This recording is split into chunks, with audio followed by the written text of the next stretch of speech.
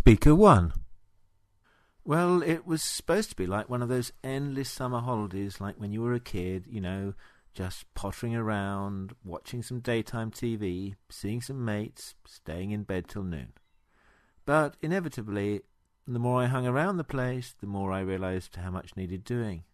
Before I knew it, I was digging up the garden, fitting shelves, tidying up. The only time I went out was to go to the DIY shop for more bits and bobs. By the end of the week, I was more shattered than I had been at the beginning. So much for that idea. In future, I'll make a point of getting away. Speaker 2. It was great.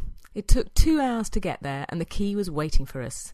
We didn't have to deal with anybody. No hanging around at airports, no checking into hotels, no lugging baggage vast distances, no making a fool of myself in another language. We just rolled up and let ourselves in. It had all the home comforts and, more importantly, it was clean and tidy.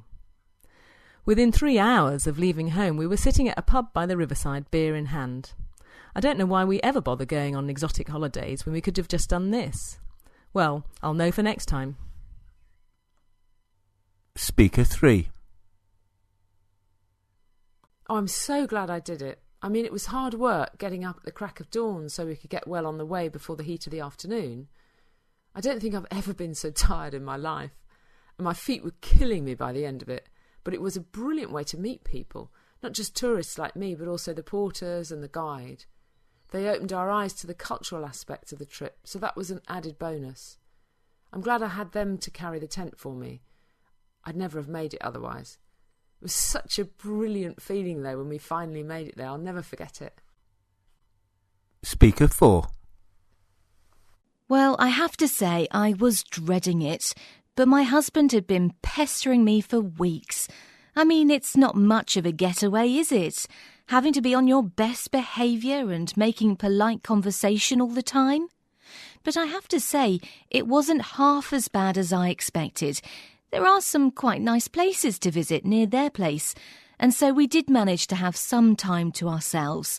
And of course we got waited on hand and foot too.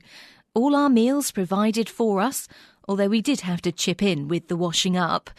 The great thing was we had plenty of time to just relax, sit in the garden with a book, watch a movie, do some shopping. I didn't expect to feel as refreshed by the end of it as I did. Speaker 5.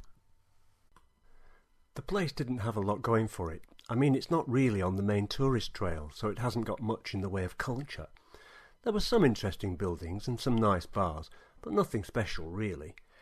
I wouldn't have liked to stay there any longer because we'd run out of things to do by the end of the second day. But the hotel was clean, the food was nice. I got the chance to practice my language skills and pick up some bargains. When I got back to work, I did feel as if I'd been away for longer, so it must be true what they say, a change is as good as a rest. But now it's back to the grindstone.